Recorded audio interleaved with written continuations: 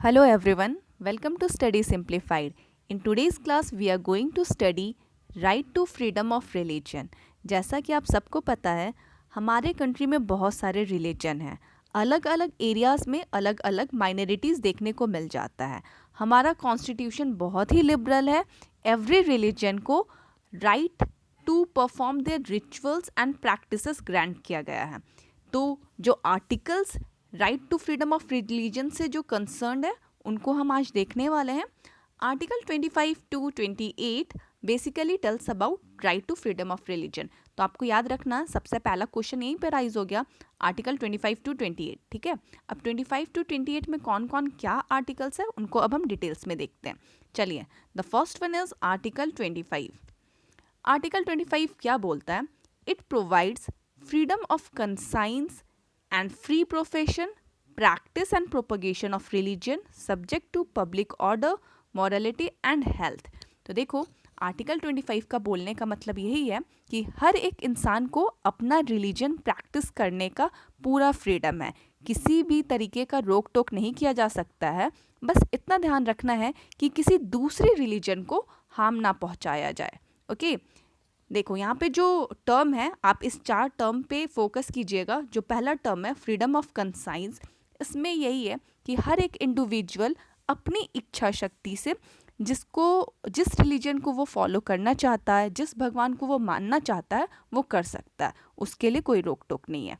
Okay, the next one is free profession. Profession क्या होता है? Right to profess. यहाँ पे इंडिविजुअल को अधिकार दिया गया है. कोई भी रिलीजन को ओपनली एंड फ्रीली इंजॉय किया जा सकता है. आप बिलीफ रख सकते हैं जिस रिलीजन पे आप रखना चाहते हैं, फेथ रख सकते हैं एंड इंजॉय कर सकते हैं. Next one is practice and propagation. तो राइट टू प्रैक्टिस क्या होता है? प्रैक्टिस में कोई भी रिलीजन से बहुत सारे रिचुअल्स एंड सेरेमनीज कनेक्टेड होते हैं. ठीक है, जैसे हिंदूज़ में क्या होता है कि हवन किया जाता है, मुस्लिम में क्या होता है कि नमाज पढ़ते हैं. तो उस तरीके से डिफरेंट रिलीजन का अलग ही अपना रिचुअल्स एंड सेरेमनीज होता है. तो राइट टू प्रैक्टिस में यही बोला गया है कि हर रिलीजन को पूरा अधिकार है कि वो अपने प्रैक्टिसेस को फॉलो कर सकते हैं. ठीक है, परफॉर्म कर सकते हैं. हिंदू है तो वो हवन कर सकता है, मुस्लिम है तो वो नमाज अदा कर सकता है. उन सब के लिए उनको पूरी छूट दी गई है. And the fourth one is propagation. Propagation का मतलब क्या होता है कि देखो, अपने रिलीजन को प्रोपोगेट कर सकते हैं. हम अपने रिलीजन पे बिलीफ रख सकते हैं एंड दूसरों को भी अपने रिलीजन के बारे में बता सकते हैं. बट यहाँ पे एक चीज़ है कि यहाँ पे फोर्सफुली किसी को अपने रिलीजन में कन्वर्ट नहीं करवा सकते. लाइक कोई मुस्लिम है, वो अगर कोई हिंदू पर्सन उसका कोई फ्रेंड है तो फोर्सफुली ऐसा नहीं है कि अपने रिलीजन में कन्वर्ट करवा सकता. That is wrong. अगर कोई अपने इच्छा के अनुसार धर्म परिवर्तन करता है तो that is another thing. But forcefully किसी का रिलीजन कन्वर्ट करवाना डैट इज़ वेरी रॉन्ग. इसका इजाज़त दे दिया गया. ओके, तो आर्टिकल 25 आप समझ गए होंगे. ये जो 4 टर्म्स है इसका क्या क्या मतलब हुआ, इसको आपको ध्यान रखना है. चलो, article 5 is done, 25 is done and next is 26. Article 26 में देखो क्या बताया गया है. It guarantees following rights to all religious groups subject to public order, morality and health. अब इसमें कौन कौन से राइट्स दिए गए हैं किसी ग्रुप को, किसी रिलीजियस ग्रुप को, वो देखते हैं. First one is establish and maintain institution for religious and charitable purpose. इसमें यही बोला जा रहा है कि कोई ग्रुप है, जैसे रिलीजियस ग्रुप है, तो उसको राइट दिया गया है कि वो स्टैब्लिश कर सकता है अपना खुद का इंस्टीट्यूशन एंड चैरिटेबल पर्पस के लिए जो भी ट्रस्ट वगैरह कुछ अगर वो सेटअप करना चाहता है तो कर सकता है. फॉर एग्जांपल अगर मैं गुरुद्वारा की बात करूं तो गुरुद्वारा में क्या होता है, जैसे वो लोग लंगर करवाते हैं. ठीक है, तो लंगर में कितने हज़ारों लोगों को खिलाते पिलाते हैं. तो उसके लिए पैसे कहाँ से आएंगे? उसके लिए जो भी ट्रस्ट होता है, जो भी चैरिटी में पैसे जाते हैं, एक बैकबोन सिस्टम होता है. तो वो ऐसा कुछ अपना बना सकते हैं. ठीक है, वो चीज़ यहाँ पे बताया जा रहा है. Manage it own affairs in matter of religion. Third one is own acquire movable and immovable property. Fourth one is administer such property in accordance with law. देखो आप इसी एग्जाम्पल से समझो, जैसे कि मैंने आपको अभी गुरुद्वारा का एग्जाम्पल बताया, तो यहाँ पे गुरुद्वारा में अगर वो लोग चैरिटी कलेक्ट करते हैं, ठीक है, तो इसके लिए वो स्टेट के पास नहीं जाएंगे या किसी थर्ड पर्सन के पास नहीं जाएंगे कि हाँ हमारा ये काम है, हमारा काम चलवा दो, हम लंगर खिलवाते हैं तो आप थोड़ा ऑर्गेनाइज करवा दो। नहीं, वो लोग ये खुद अपने हिसाब से कर सकते हैं। एंड इसके लिए जो भी मूवेबल एंड इमूवेबल प्रॉपर्टी उनको चाहिए वो भी एक्वायर कर सकते हैं। जैसे कि मंदिर के पास या गुरुद्वारा के पास हम लोग क्या देखते हैं, बहुत सारे लैंड होता है, तो वो फ्यूचर में भी लैंड एक्वायर कर सकते हैं इस पर्पस के लिए। एंड जैसे गाड़ी हो गई, ट्रांसपोर्टेशन के लिए, प्रसाद आ रहा है जा रहा है या कुछ भी हो गया, कोई भी चीज़ इससे कनेक्टेड मूवेबल और इमूवेबल प्रॉपर्टी वो एक्वायर किया जा सकता है। वो आर्टिकल 26 में बताया जा रहा है कि freedom to manage religious affairs के अंदर ये 4 पॉइंट दे रखा है, तो इसको थोड़ा ध्यान से देखना है।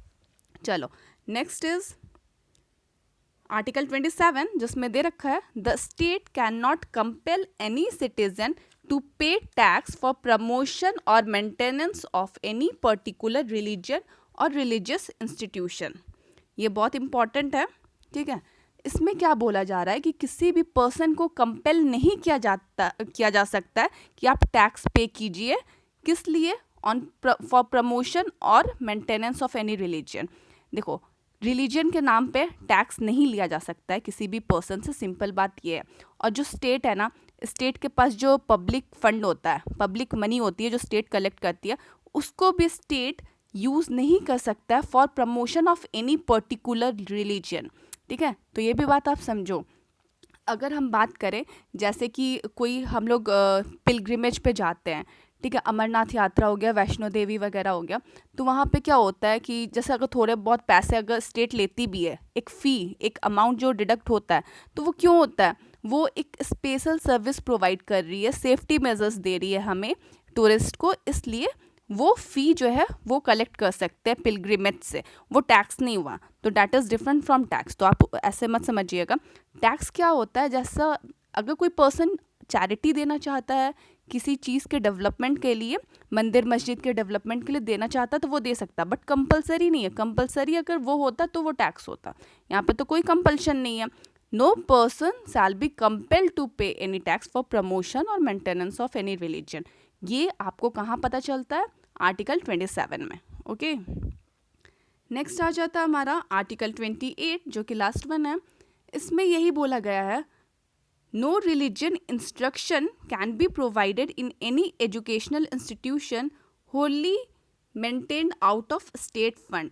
इसमें यही बोला जा रहा है ना कि जैसे स्टेट फंड, गवर्नमेंट का जो भी कॉलेज, स्कूल्स जो भी होगा, उसमें कोई भी रिलीजियस इंस्ट्रक्शंस नहीं दिया जा सकता है। मतलब कि हम स्कूल और कॉलेज में, गवर्नमेंट स्कूल कॉलेज की बात कर रही हूँ, तो वहाँ पे हम लोग ये नहीं सिखा सकते कि हाँ मंदिर में पूजा कैसे किया जाता है, हवन कैसे किया जा सकता है, नमाज मस्जिद में हम कैसे पढ़ सकते हैं, किस टाइम पर पढ़ सकते हैं।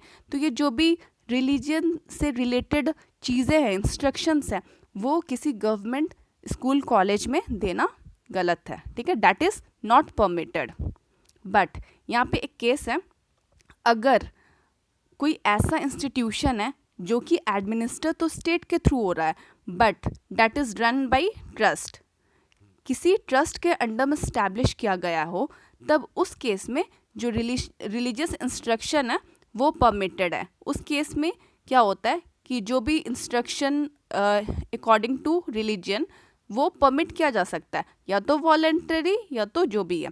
बट अगर यहाँ पे जो आर्टिकल 28 है, इसमें सीधा सीधा यही बोला गया है कि स्टेट फंड जो गवर्नमेंट कॉलेज है, गवर्नमेंट के द्वारा जो भी रन हो रहा है, वहाँ पे religious instruction is prohibited, completely prohibited, okay.